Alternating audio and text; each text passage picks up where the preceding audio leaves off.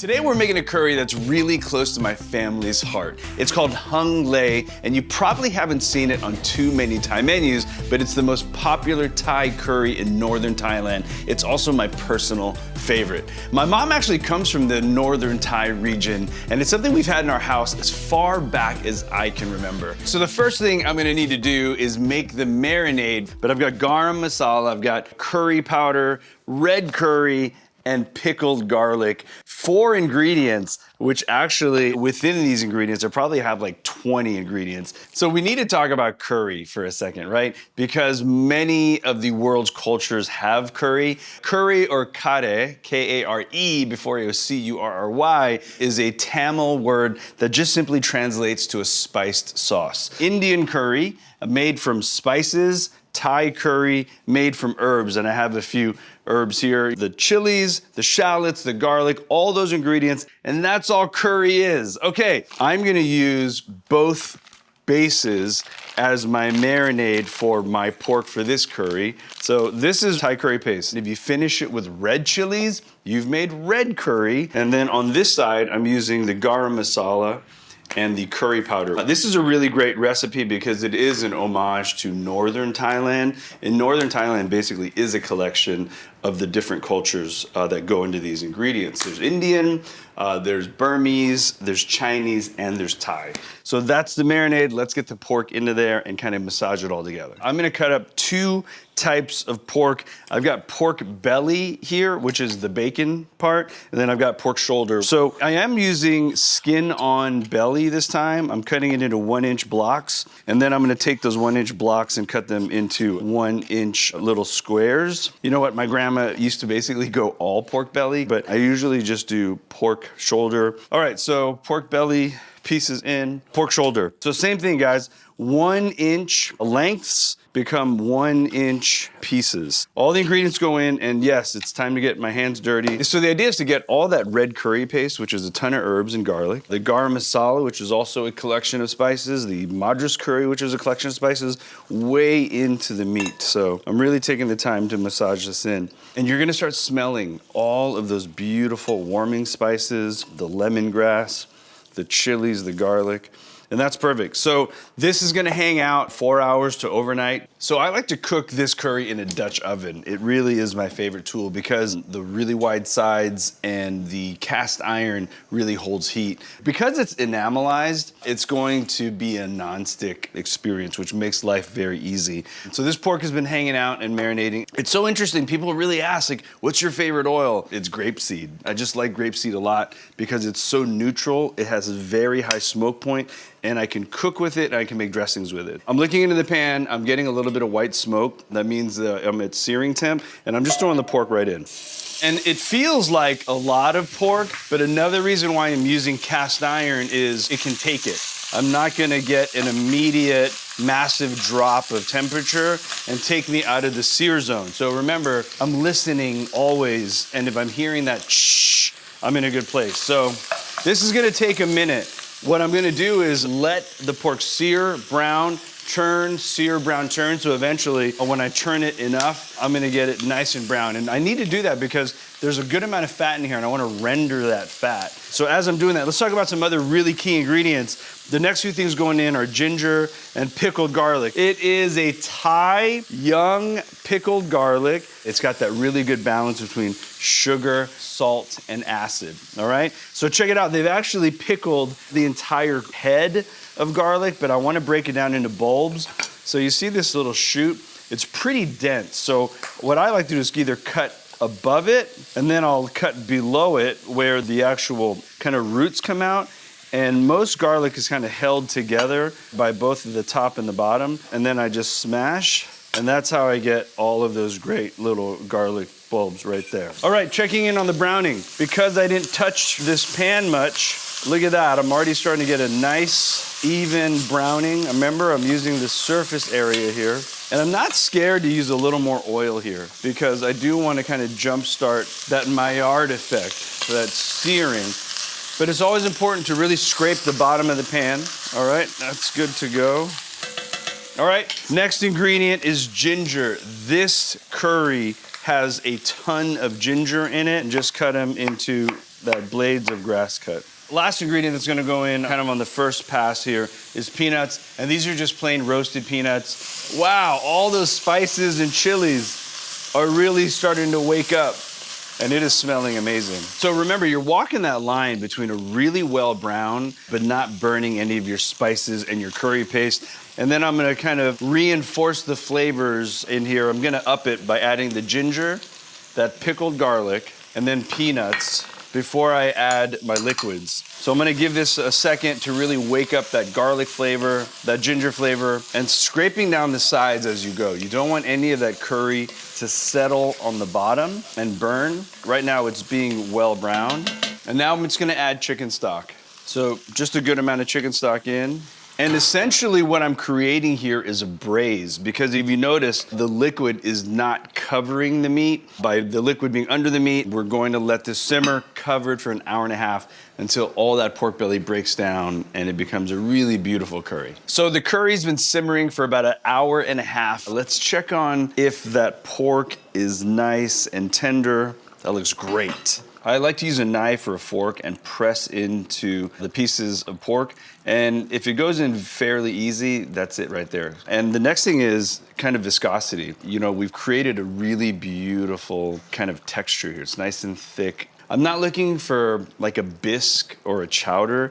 I'm looking for, you know, a nice kind of gravy, but a gravy that'll kind of seep through rice. So, all right, it's seasoning time. Let's talk about flavorings going into the pot. Thai food is 5 flavors. We know this. You guys have cooked with me for so long now. Hot, sour, salty, sweet, savory. Hot is already in there. I mean, remember, we've got the chilies, we've got all the spices. Sour is gonna come from the pickled garlic. So we've actually had the pieces of pickled garlic in there. I'm actually gonna use the juice now to season this up. Another very important sour is tamarind. All right, so we got hot, we have sour, salty, of course, is fish sauce. This is Thai fish sauce, beautiful amber in color.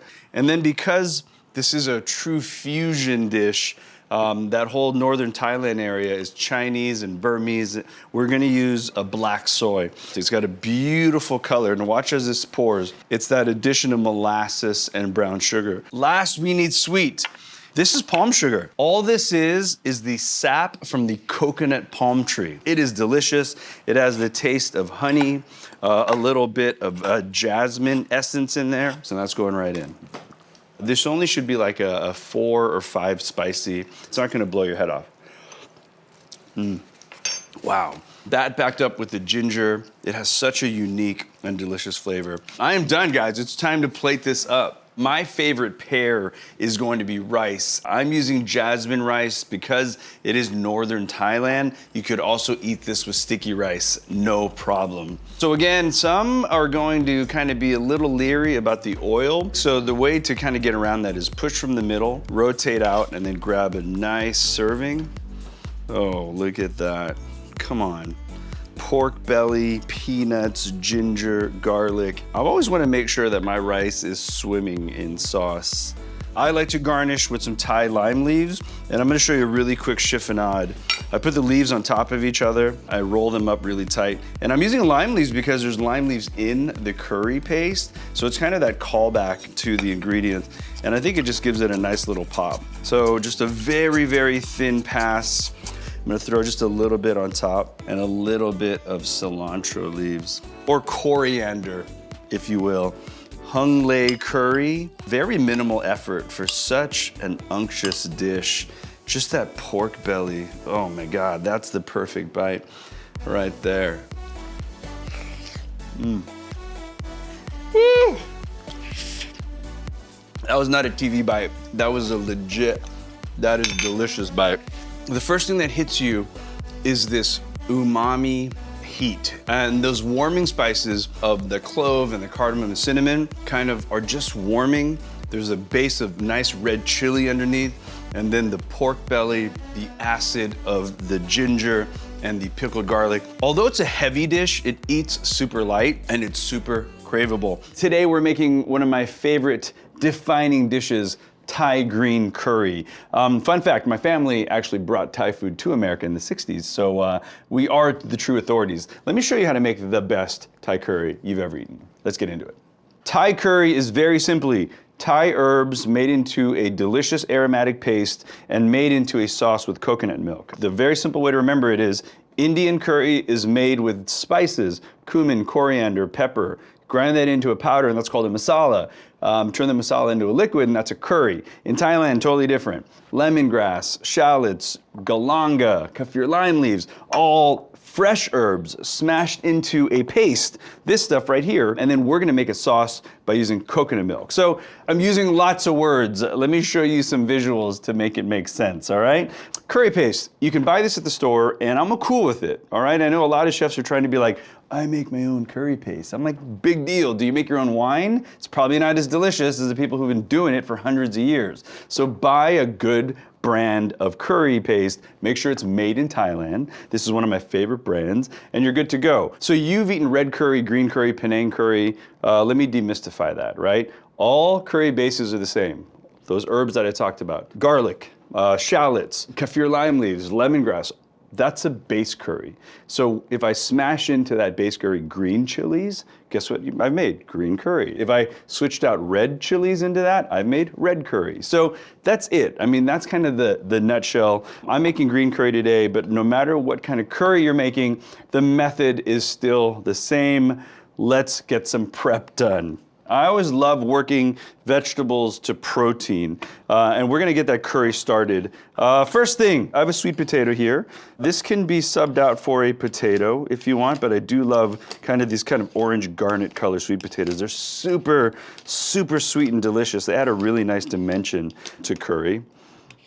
And look, if you're low carbing, ketoing, whatever, dude, just 86, omit any of these starchy vegetables, sub for broccoli or any of those kind of other vegetables that you want. I'm simply peeling. I'm not doing anything fancy here. And then I'm gonna cut off the actual ends of the sweet potato. I like to clean as I go, as some of you already know that have cooked with me before. I want these sweet potatoes in small dice, and the Jet Tila cutting rhyme. Tile becomes a slice, slice becomes a dice, and you're sick and tired of hearing that if you've ever cooked with me. So I'm gonna make a like 3/4 inch tile, and from those 3/4 inch tiles, I'm gonna make 3/4 inch slices, and then 3/4 inch dices. It's very simple. So in 3 movements, you should have nice even cuts. And those rounded ends, don't stress. Just cut those into dices, it's all right. There's half, tile, slice, dice. Think about that every time you're cutting, and you'll always have perfect cuts.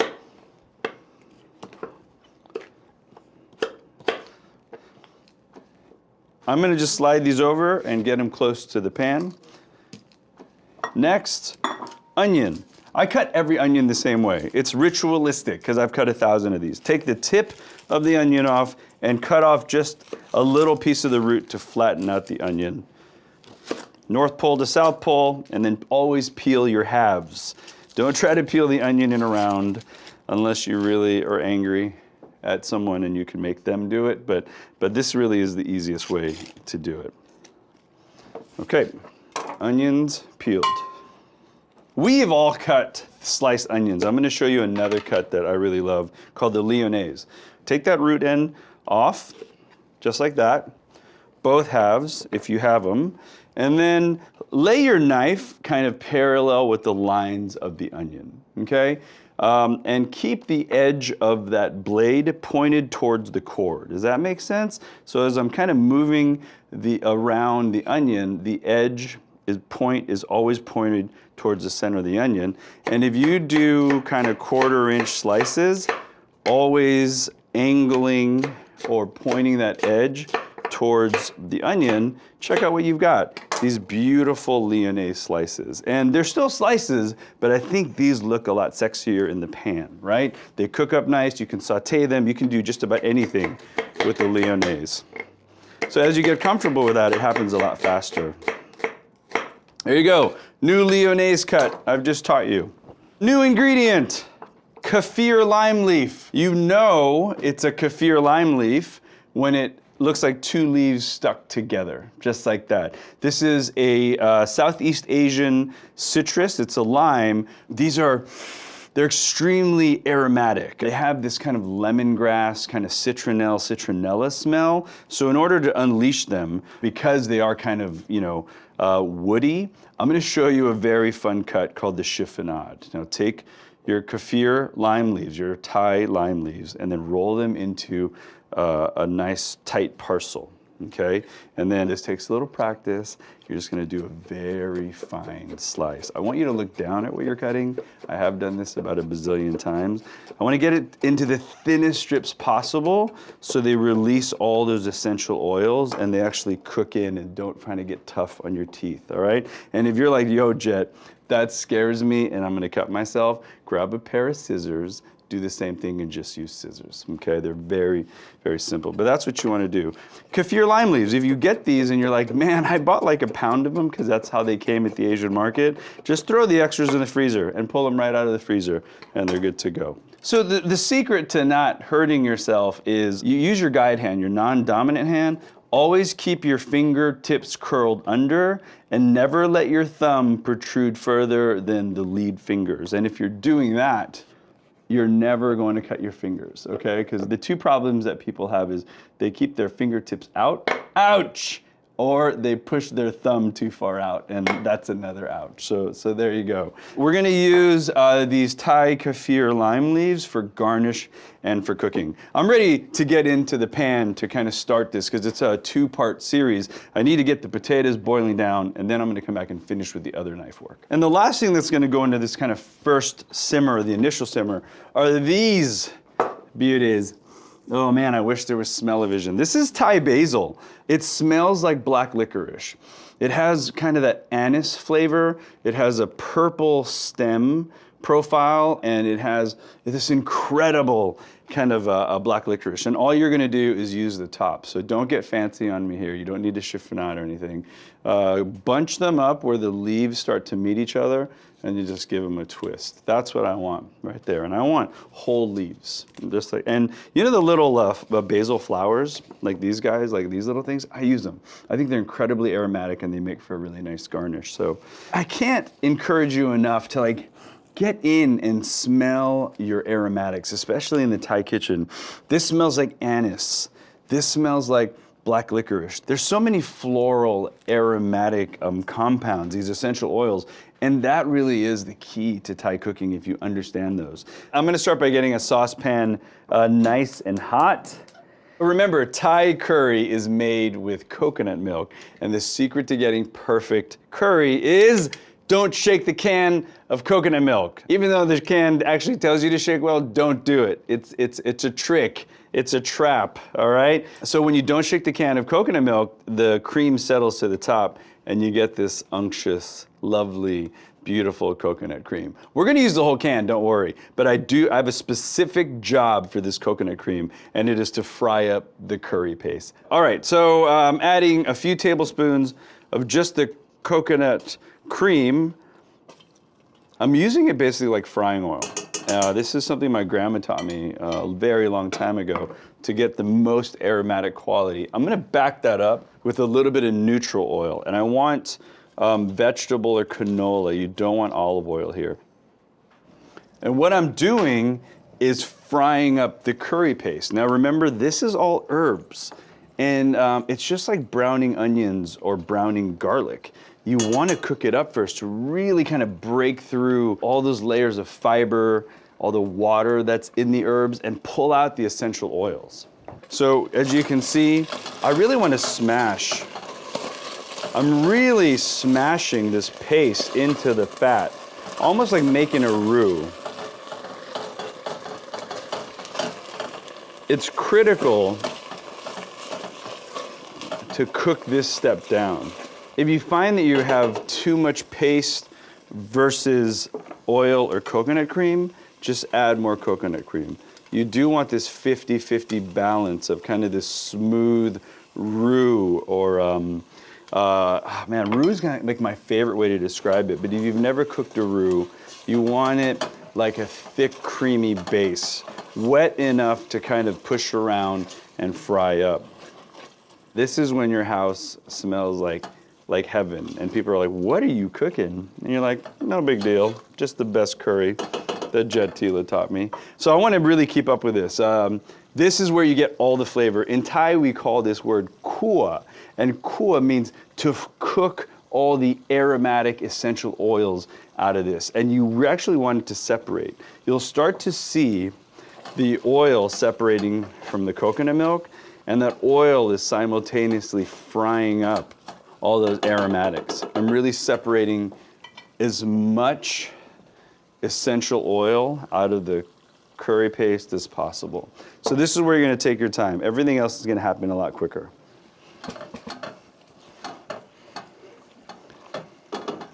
All right, so let's fortify the flavors in here. Although there are kaffir lime leaves that are ground in, we're going to add more. We're going to build more flavor. And we're going to add onions right now.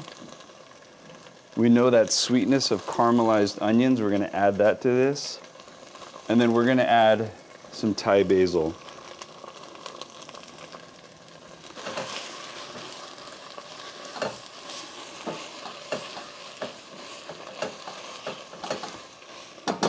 If you love a super green colored curry, take this curry paste, put it in a blender with a little bit of coconut milk, and add a ton of basil, some green chilies, and then fry it up. And that's gonna give you that beautiful, super bright green curry that you get at some Thai restaurants. I don't think you need to do that. I really like more of a subtle color, and that's why I like to cook it up this way.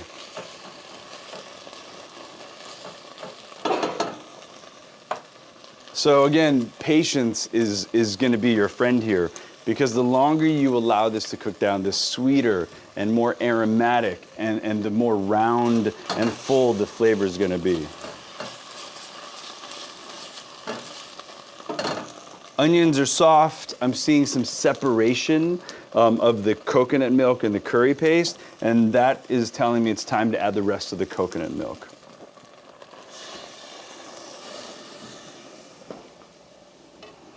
And this bowl is basically the coconut milk bottom, because I've already taken off that kind of cream top, and I'm gonna throw that in there.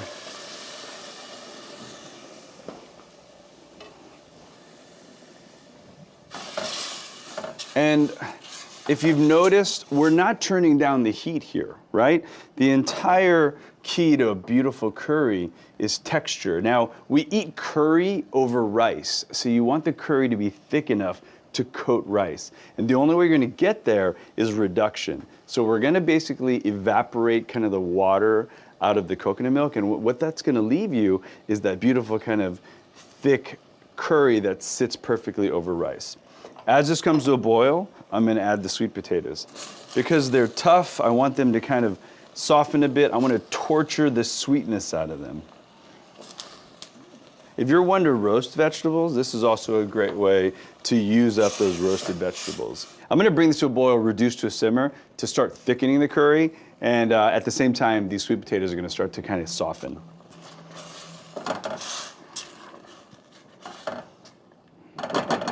That looks awesome. All right, so I'm gonna leave that at a low simmer and kind of finish my prep. Just a few last things to cut. Bell peppers. Man, I'm gonna show you a really fun trick that all your friends are going to love. This is how I like to cut all bell peppers. Least amount of waste and the maximum amount of cool. Start by cutting a tile off the back end, just like that. And then turn and cut a tile off the front end, only about a 1/4 inch, because if you do it the right way, check out what happens. You pop the stem right off, and you got 100% usable tiles right here. And this is where you're like, impress your friends. Slide the knife in, down the bell pepper side, turn it flat, and then just kind of move that knife back and forth as around the seed pod, and you get a clean seed pod, clean there. Ba-da-da! Anyway, no, really nothing up my sleeves. No, I'm kidding. It's that easy, guys. And just remember, a tile becomes a slice, slice becomes a dice. So I always start with tiles about palm width, and I'm gonna go bâtonnets. It's a very fancy French word for little sticks like this, and I think that's gonna look cool. So let's do some bâtonnets like that, and then maybe I want some garnishes too. So bâtonnets, zero waste on this bell pepper, by the way. And then I'll take this last piece and I'll cut a garnish out of it. Okay, so I'll start with the bats or the batinettes, these 1/4-inch tiles, and then I'm gonna cut the 1/4-inch tiles in 1/4-inch dice. So there you go. So I've got bell peppers for garnish, and I've got bell peppers for the actual body of the curry as vegetables. All right, don't say I've never taught you anything, okay? Let's give this a little stir to make sure we're always scraping the bottom so that thickened curry isn't sticking or burning. All right, potatoes, you good? You're good. Okay, they're softening away. Whenever cutting raw chicken, use a separate board and a clean knife, okay? I'm using chicken thighs. I only eat chicken thighs. I don't like chicken breast. If you love chicken breast, I'm not mad at you, but I think thighs have more flavor. They definitely have more fat, which means tenderness. Switching hands, this is my chickeny hand, by the way. And I'm always happy patting down raw proteins. I'm always patting down protein because I don't want the extra liquid here to be messing with the flavors of whatever I'm cooking. That goes away. And for this dish, I'm always thinking about what am I eating curry with? What are the cuts of the vegetables? So my sweet potatoes are about this big. I don't want my chicken to be like obscenely large or obscenely small. So I'm just gonna cut strips. I'm gonna lay down the chicken thighs, and if, you know, for this one, I'm okay with trimming some of the skin off. And then what I'll do is just cut them into about 1/4 to 1/2 inch lengths. And to me, these will fit in a spoon very, very nicely. Any protein you cut will shrink as you cook it. So start with something a little larger than you want to end up with, all right? You want to count for like 20% shrinkage.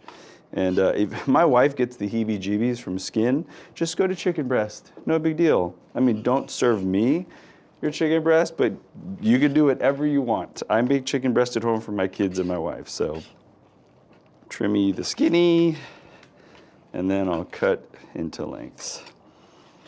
Also, don't be scared to use roasted protein. Like if I roasted chicken, or if you're trying to like utilize that roast bird you get from the grocery store, just pull it apart and throw it in this curry.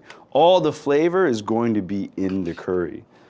And it's really going to season just about anything you put into it. So that chicken's done. I need to sanitize briefly.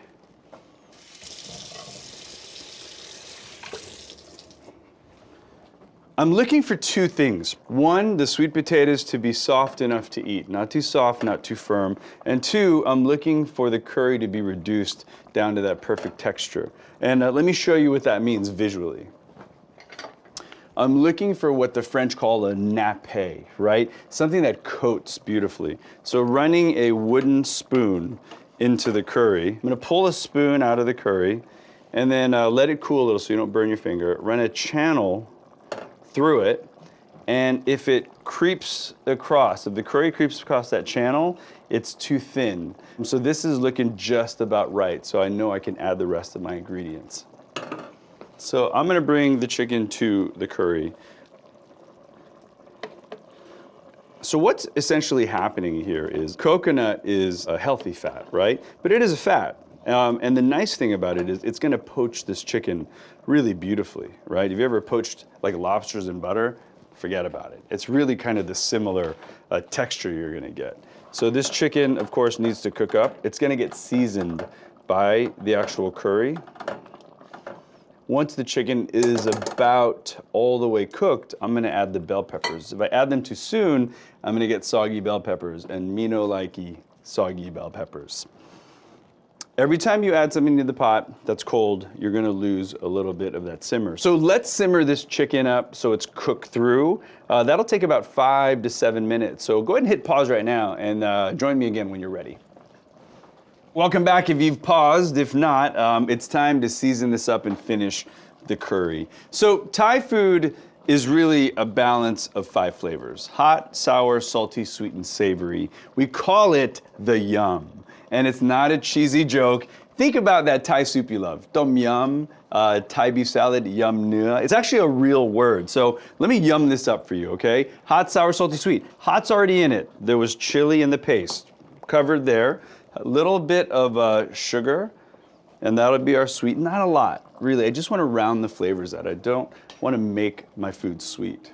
And fish sauce is the end-all, be-all of Thai cooking. This is going to give you the salt and also give you the savoriness, all right? Now I know, oh, it smells, but it tastes delicious. It only smells if you prank people, like I've never done before. And finally, a little bit of sourness comes from tamarind. Tamarind is a fruit that grows around the world, and this is actually tamarind juice. We take the fruit and make a little concentrate. You don't need a lot. I'm just putting a tiny bit in there.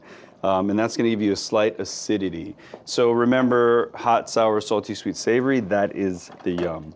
I think it's all in there, but how do I know what this tastes like if I don't taste it, right? It's so crucial that you taste these dishes as you're cooking and before you serve it, because you have one chance to make an impression, and this is it. All right, so don't burn yourself. Get that curry. And again, you're looking for those 5 flavors, and if you love heat, go more hot. If you like salt, go more salt. I'm gonna go just a touch more on this one because you usually serve curry with rice, and rice in Thailand is not seasoned, right? So I want this curry on the edge of over-seasoned, so by the time you eat it with a neutral rice, it's gonna taste perfect. Let's add some of those bell peppers right at the end, because these bell peppers are mainly water and they cook up super quickly. They are sweet, but I don't want them to die in the pan, all right? And then check it out, I'm turning off my heat right as I add my bell pepper because the residual heat will be more than enough to cook it through.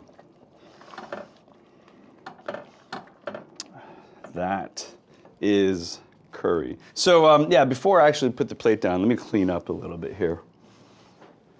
I love to serve curry with jasmine rice. I really think that nuttiness, that floral quality of this rice is really the perfect accompaniment. I'm not mad at you if you use brown rice or any kind of grain, or even cauliflower rice, although that hurts my soul a little bit, I'll allow it. So you always want to do a base of cooked warm jasmine rice. Now, not too much, right? Because you want enough sauce to kind of enjoy this rice. You don't want the rice to kind of soak up all of this curry. I'm bringing my curry to the rice. What I want to do is get kind of a nice balance between the protein and enough of the gravy to go around. So I like to start with the stuff of the chicken, the bell peppers, the sweet potatoes.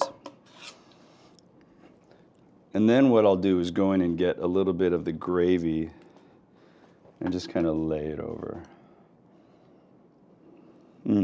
Awesome. And if your friends love more gravy, then go for it. But let's do a little bit of the bell pepper to remind people what's in there for sweetness. A little bit of that chiffonade kaffir lime leaf. I really love garnishing with items that are already in it because they make sense. And then let's find like the perfect basil pluge. Pluge, it's a fancy word for just the tops of the basil. And then we'll just stick that right in there, and that'll just be a little call out to what's in it. So there it is, my friends. Probably the best Thai curry you'll ever eat, made in the comfort of your own home. So there's the perfect bite to me, a little kaffir lime. Wow, creamy, savory, with really good assertive heat. This is a dish that the Tilas brought to America over 50 years ago, and I hope it's a dish that you enjoy with your family. We'll see you later. Thai Panang Curry is the ultimate comfort food in Thailand, but for me, it's also got a touch of romance. Let me show you. So when making curry, don't be scared to buy pre-made curry paste. I do it all the time. All the base flavors are here, and the experts are doing it because they've been doing it for 100 years. Everyone's talking about making their own paste, but dude, leave it to the pros.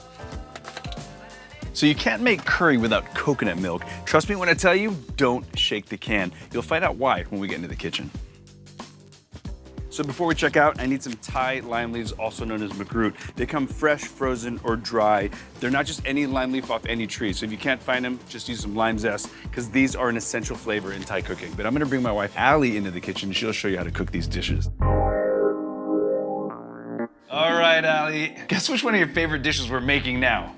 My very favorite? Is it my very, very, very favorite? I have no idea. Just, do you know which one it is? Which one? If it's my very, very, very favorite, it's Panang Curry. Oh yes, ding, ding, ding, ding, ding. You are correct. So I'm gonna kind of get into it. Let's get into it. And then we should tell the story of the significance of this dish, because this really is the dish that brought us together. Aww. You know, right?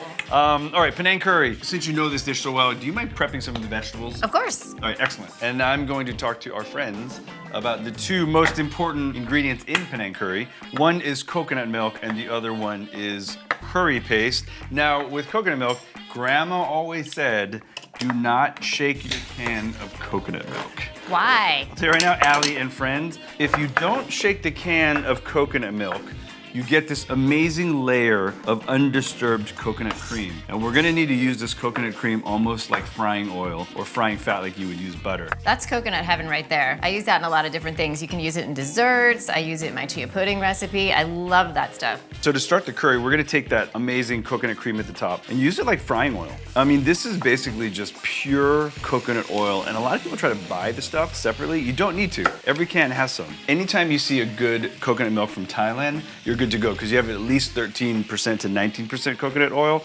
Not trying to get too nerdy, but I just did, whatever.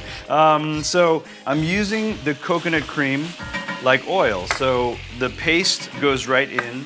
I want to work this together, similar to a roux. The coconut oil is the fat, which helps really kind of fry and caramelize the paste. It smells amazing. It does, because what paste is basically is all these fresh herbs that we use in Thai cooking, right? Thai lime leaves, garlic, shallots, chilies. People are like, how long do I cook this curry paste? Because I don't know if I'm gonna burn it, I don't know if I'm cooking it enough. It should look like really tight peanut butter. And you want to see a little bit of oil coming out of it, so that's about the consistency. It should be a nice kind of paste. All right, Allie, so you're slicing some onions there. Right. Could I have a few onions? You Because I bet. want to caramelize those. And then next, you've got a little bit of those Thai lime leaves. I do. Can you throw those in, please? You got it. Great, because what we're really trying to do is build flavors. But that's one of the things that I love about your Panang Curry. It's like a carnival of flavor in your mouth. A carnival, I love It's a it. flavor carnival. This is about the time when it looks like it's about to stick to the pan. It looks super dry. You're gonna add the rest of your coconut milk. So we should talk about kind of the significance of this dish. People might not know, but Jet Tila was an amateur dog trainer. I'm not trying to out you or anything. You're outing me as the crazy dog lady. Yeah, so I did a magazine, a national magazine article on how to make Panang Curry. We kind of didn't really know each other that well. And then you made this cool little video with all these call outs of making curry, like don't shake the can, I'm making Panang. It was to flirt with me, wasn't it? I really wanted to steal your moves. Okay. That's really what it was. That's all it was? Well, the truth is I ate your Panang with some roti and I was like, I have to marry this man immediately. Well, it all worked out, but I mean, I knew immediately. It was like lightning to me. There's a lot of people. I married him for free making fun of cooking me. lessons. All these dudes are giving me a hard time. Like, all right, so let's not get too cheeseball-y. So you want to do the J cut? Yeah. I want to see you practice that J cut. The J cut. While I'm reducing, because all I'm doing here, just so you know, is reducing this curry until it's thick enough to coat the back of the spoon. And I'll show you that after the J cut. The J cut, I also used to take cooking classes. Jet was my cooking instructor. He was the cute one, and the J cut was one of the. So creepy. You were a young professional taking cooking classes. You weren't in culinary school. Exactly. I just wanted to be very clear about that. Okay, please, J cut. So this was one of the first things that you taught us in the knife skills class. Okay, Was yeah. the J cut. So just nice. roll it out, right? Coming in from one side, you're rolling around the seed pod. Ha! Very nice. You did the J cut. See, I remember. All right, I'm gonna give you one more culinary test. Could you please cut that into bâtonnette? Do you remember what bâtonnette is? I do. Bâtonnettes are basically just French fry cuts, about a 1/4 inch wide, and they hold hold up really well in curry. Curry is also a really great place to use up any vegetables that are hanging out in your fridge. So carrots, broccoli, we're gonna use zucchini today. It really is one of those dishes that is let me clear out all the great vegetables that are left over in my fridge. Do you mind stirring while I cut some chicken? Sure. Awesome. So just keep that moving. Don't let the curry stick to the bottom of the pan and you'll be good to go. Got it. For chicken, we're using chicken breast here. I want to take the chicken breast, cut with the grain first into about 2-inch wide blocks. And then I'm going to cut the chicken against the grain into small little tiles. This really is a great cut for just about any Asian application. Stir fry, a curry like this, a soup. This is the right way to cut protein for the Asian kitchen right here. If you could put the chicken in, very nice. Now, again, I'm just simmering this curry for a few reasons. A, to reduce it into a thick sauce, and B, to really cook that chicken through. And that won't take long because we cut it into nice thin planks. So, seasoning. Ali, test. What are the 5 Thai flavors? Hot, sour, salty, sweet, umami? Umami, wow, you went with a fancy word. Yeah, savory or umami, exactly. So, I'm gonna season to all those 5 flavors. Wait, a follow-up. What's the Thai word for hot, sour, salty, sweet, umami, and perfect balance? The same word I think of every time I think of you. Oh my God. Yum. Oh God, you're gonna do it in front of all these people? Are you seriously? All right, I'm embarrassed now. Yes, yum, that's exactly correct. So I need to season this for the yum, and this is how to do it. First crucial ingredient is fish sauce, which is salty and savory. Next, sugar to balance it out. I think there's a misconception. People think Thai food is super sweet. It's not overly sweet. Well, what are your tips to people though on when do you have a dish that's achieved flavor balance? Yeah, you know what? How I do think you know? that's a great question. How about I answer that by, I can teach people how to season first, like the order of seasoning. And the order is start with salty because we all know what that flavor profile is, right? So taste it, okay, it's salty enough. Then go to sweet, just like I've done, because we know what the balance between sweet and salty is, and then go to acidic. All right, and for this, I'm gonna be using tamarind paste, which is a fruit that grows all over the world. It has a very kind of tangy, sour flavor, but it has a sweetness to it, kind of like plum. And the heat comes from the chilies that are in the curry paste already. And what kind of chilies are those? So these are red chilies. They're not crazy hot like Thai chilies. They're probably close to like red serrano chilies. So the chicken, as you can see, is pretty much halfway cooked through. It's opaque on the outside. I want to marry my vegetables in now. I mean, these could be any combination of vegetables that you like. Do you want to help me out and pick a few basil leaves and throw that right in there? This is Thai basil. You can identify Thai basil because it kind of has purple stems and it smells like licorice. Isn't that nice? Yeah. Yeah, it has like a anise flavor to it. And just whole, right? Just whole. And that's it. I think there's only one way to know if this is delicious. To eat it. It's to taste it. So let's get some spoons. Take a taste. I'll take a taste. This is my happy place. I mean, describe it, right? Creamy from the coconut, balance, heat, and savoriness. I mean, and all those spices. Nice spiciness. Oh, so good. Yeah, it's warming. So good. And here's the way you tell if the curry is actually thick enough. You run a wood spoon through the curry, you draw a line, and if the curry holds its place and doesn't run across that line, it's thick enough to serve. That's why they call it coats the back of a spoon. So it's like if you're making a creme anglaise, it's a nappe, right? Oh, you gotta get all fancy and Frenchy on me. Yes, exactly right. In French, we called it a nappe. And you know, for us mortals that don't bake, it just coats the back of a spoon. So I love you anyway. Oh, whatever. I love you anyway. I can't be as good as you. And then, you know what, I'm gonna add bamboo shoots right to the end because canned bamboo shoots really are already cooked and they really kind of take up the flavor of whatever you cook them in. So I'm gonna add them right here. And that's it. I'm just making sure the chicken is cooked through. The sauce looks like it's pulled together. The vegetables have a good snap to them. They're not too raw. I'm gonna bowl it up and let's taste it. I like to finish with a little bit of the Thai lime leaves. I think it looks awesome and it gives that real lemony pop. It's so fragrant. All the way through. Well, cheers, Ali. I've always wanted to do this on camera. Ding! Let's give that a taste. Jasmine rice is the way to enjoy Panang Curry, in my humble opinion. So a little bit of curry, a little bit of rice. You could even do it the other way. We could actually take the rice, smash it into the Panang, or you can go the other way. But it's kind of not complete without that kind of fragrant jasmine rice. So delicious. Here goes the flavor carnival. It kind of tastes like everything you love about Thailand. right? Yes. Because it's got all those basil notes, those savory notes. The creamy coconut. And it's non-dairy. I think a lot of people freak out, but it's totally non-dairy. Oh, so good. There it is. I love it. I knew I married you for a reason.